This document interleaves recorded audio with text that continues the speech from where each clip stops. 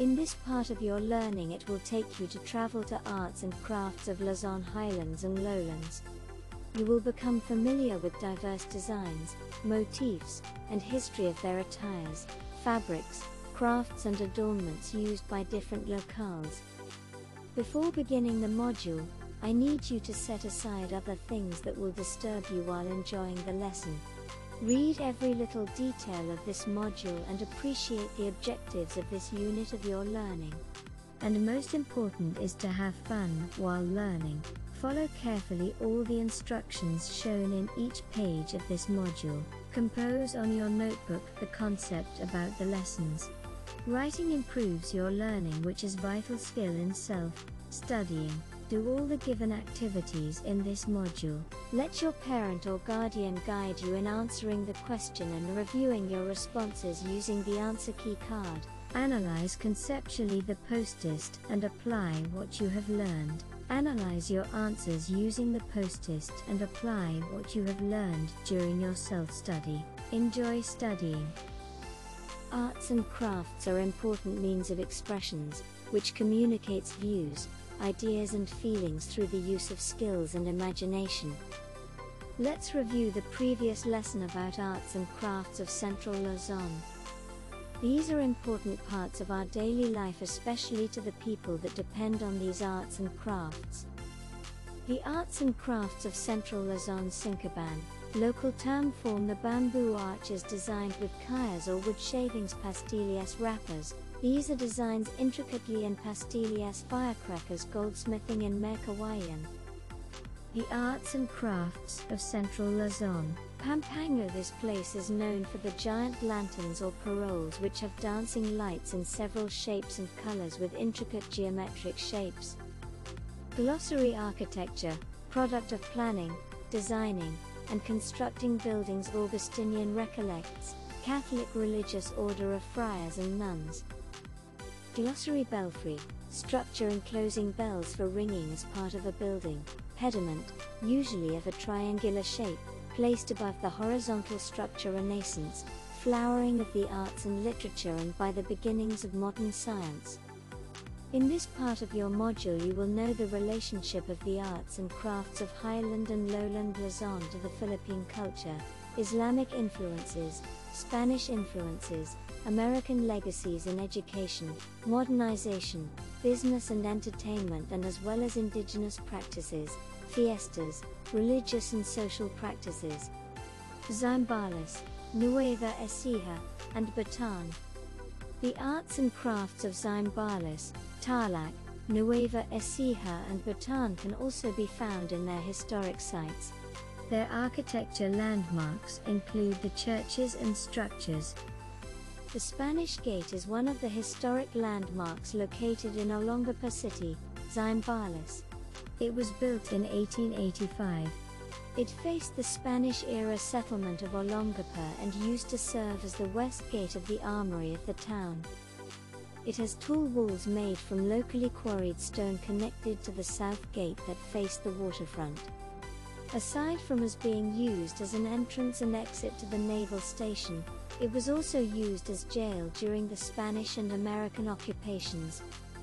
The San Andres Apostol Parish Church of Masonloc, Zambales is known for the use of coral stones instead of adobe. It was founded by the Augustinian Recollects in 1607. The front of the church is divided into triangular pediment, 2 horizontal sections and 3 vertical cones. The left portion is extended to form the bell tower. The lowest level contains niches for saints. The second level has a rectangular window and curved niches of the patron saints. Carving of a medallion and other geometric shapes can be found in the pediment. The belfry is composed of circular columns topped by a lantern and a cross. The parish of the Three Kings in Gapan City is one of the biggest and the oldest churches in Nueva Ecija. This Roman Catholic church was built in 1800s. It has huge side doorways, 2 standing images of their patron saints on both sides of the doorways, and a mural of the Holy Trinity on the ceiling, all of which are characteristics of a Western architecture.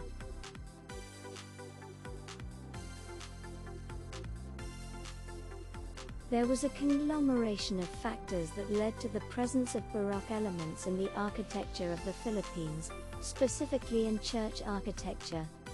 During the Spanish colonial period, 1521 to 1898, Spanish missionaries arrived, sharing not only their religion but also their architecture, inspired from their native land. The Spaniards wished to create permanent, long-lasting churches as a testament to the power of God, and did not consider the current church structures in the Philippines as proper places to worship. As most Spanish missionaries were not trained in architecture or engineering, the local townspeople, including Filipinos and Chinese migrants, alongside the Spanish friars, would take part in the building and design of local churches. The combination of ideas from the missionaries and locals effectively fused native Spanish designs with a uniquely Oriental style. The church's aesthetic was also shaped by limited access to certain materials, and the need to rebuild and adapt to natural disasters including fires and earthquakes, creating a style sometimes referred to as earthquake Baroque. The churches display certain characteristics that express a fortress structure, such as thick walls and high facades that offer protection from marauders and natural disasters like earthquakes and alike. The Spaniards introduced leche flan, pastillas de leche and yemas in the Philippines. Egg yolk is the main ingredient of these desserts and separated from the egg whites. According to historians, egg whites were used as ingredient of mortars. These are used to bind materials for the construction of churches and other architectural structures during the Spanish colonial period in the Philippines.